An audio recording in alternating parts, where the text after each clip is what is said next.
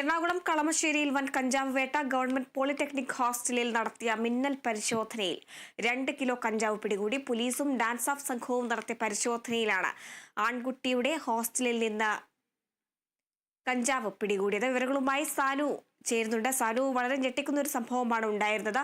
ഈ ഒരു വാർത്ത അറിഞ്ഞതോടെ പോലീസ് അടക്കമുള്ളവർക്ക് ഒരു ഞെട്ടലാണ് ഉണ്ടായതെന്നൊക്കെ വാർത്തകളൊക്കെ പുറത്തു വന്നിട്ടുണ്ടായിരുന്നു.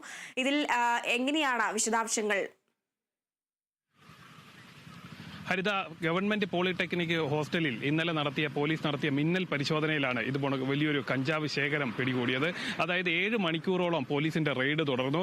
ആൺകുട്ടികളുടെ ഹോസ്റ്റലിൽ ഇതുപോലെ കഞ്ചാവ് എത്തിയിട്ടുണ്ടെന്നുള്ള രഹസ്യ വിവരത്തെ തുടർന്ന് കൊച്ചി നാർക്കോട്ടിക് സെൽ ഡിവൈഎസ്പിയുടെ നേതൃത്വത്തിൽ നടത്തിയ ഒരു പരിശോധനയിലാണ്, ഡാൻസ് ഓഫ് സംഘം നടത്തിയ പരിശോധനയിലാണ് ഇതുപോലെ 2 കിലോയോളം കഞ്ചാവ് പിടികൂടിയത്.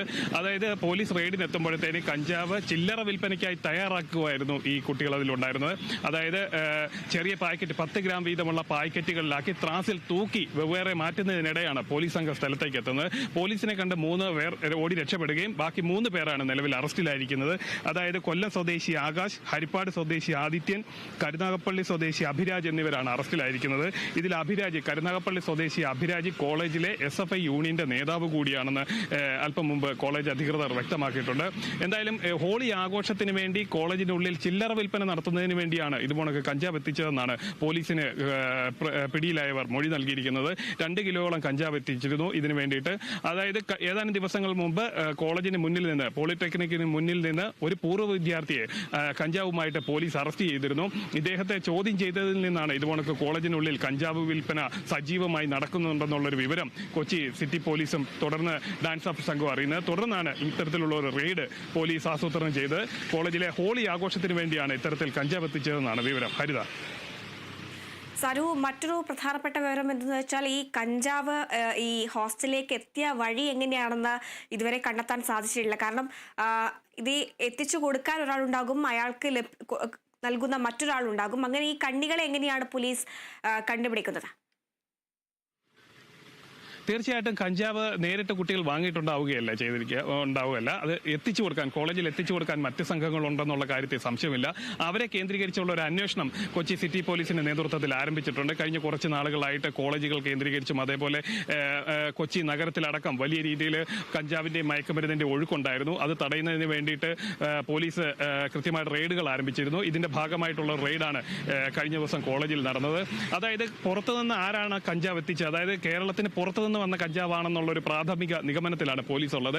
അതായത് ഈ കഞ്ചാവ് കുട്ടികളുടെ അലമാരയ്ക്കുള്ളിൽ ഡ്രസ്സിനോടൊപ്പം സൂക്ഷിച്ചിരിക്കുകയായിരുന്നു. അതായത് ഈ കഞ്ചാവ് പുറത്തുനിന്ന് പാഴ്സലായിട്ട് എത്തിയതാവാനുള്ള സാധ്യതയും പോലീസ് തള്ളിക്കളയുന്നില്ല. അത്തരം രീതിയിലുള്ള പാക്കറ്റുകളിലായിരുന്നു കഞ്ചാവ് സൂക്ഷിച്ചിരുന്നത്. ഓരോ പാക്കറ്റ് കഞ്ചാവ് എടുത്തും 1/2 കിലോ വീതമുള്ള 500 ഗ്രാം വീതമുള്ള പാക്കറ്റുകളിലായിരുന്നു കഞ്ചാവ് ഉണ്ടായിരുന്നത്. അത് ഓരോന്ന് പൊട്ടിച്ച് വെവ്വേറെ 10 ഗ്രാം വീതമാക്കുന്നതിനിടെയാണ് പോലീസ് ഇതുപോലുള്ള ഒരു പരിശോധനയുമായി എത്തിയത്. എന്തായാലും ഇതിന് പിന്നിൽ വലിയൊരു കണ്ണികളുണ്ടാവും. കുട്ടികളെ കേന്ദ്രീകരിച്ച്, കോളേജ് വിദ്യാർത്ഥികളെ കേന്ദ്രീകരിച്ച് മയക്കുമരുന്നും കഞ്ചാവ് എത്തിക്കുന്ന ഒരു വലിയ സംഘം എറണാകുളത്ത് പ്രവർത്തിക്കുന്നുണ്ട്. ഏതാനും ആഴ്ചകൾ മുമ്പ് സഹോദരിയെ പീഡിപ്പിച്ച കേസിൽ സഹോദരൻ അറസ്റ്റിലായിരുന്നു. പ്രായപൂർത്തിയാകാത്ത സഹോദരൻ അറസ്റ്റിലായിരുന്നു.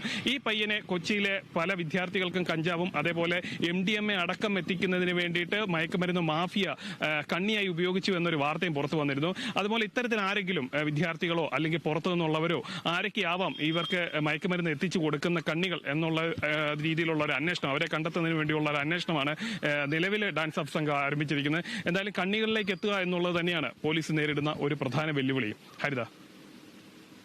ശരി സാനു, മറ്റൊരു വാർത്തയുടെ വിശദാംശങ്ങൾ കൂടി ആവശ്യമുണ്ട്. ED നോട്ടീസ് അയച്ചതിന് പിന്നിൽ രാഷ്ട്രീയ എതിരാളികളെ ഇല്ലാതാക്കാനുള്ള BJP നീക്കമെന്ന് MP കെ രാധാകൃഷ്ണൻ. ചോദ്യം ചെയ്യലിന് ഉടൻ ഹാജരാവില്ല, പാർലമെന്റ് കഴിയുന്നതുവരെ ഹാജരാകാൻ കഴിയില്ല എന്ന് ED അറിയിച്ചിട്ടുണ്ട്. ഏത് അന്വേഷണത്തെ നേരിടാനും ഭയമില്ല. സ്വത്ത് സമ്പാദിച്ചു എന്നത് സംബന്ധമായി ED അന്വേഷിക്കട്ടെ എന്നും കെ രാധാകൃഷ്ണൻ പറഞ്ഞു. സാനു, ഈ സംഭവവുമായി ബന്ധപ്പെട്ട് നിലവിൽ ഇപ്പോൾ കെ രാധാകൃഷ്ണൻ ഹാജരാകുന്നില്ല എന്നാണ് അറിയിച്ചിരിക്കുന്നത്. പാർലമെന്റ് നടക്കുന്നതിനാലാണ് ഹാജരാകാത്തത് എന്നാണ് അദ്ദേഹം നൽകുന്ന വിശദീകരണം. എങ്കിലും ഈ അന്വേഷണത്തെ അദ്ദേഹം ഭയക്കുന്നില്ല എന്ന കാര്യം കൂടി പറയുന്നുണ്ട്.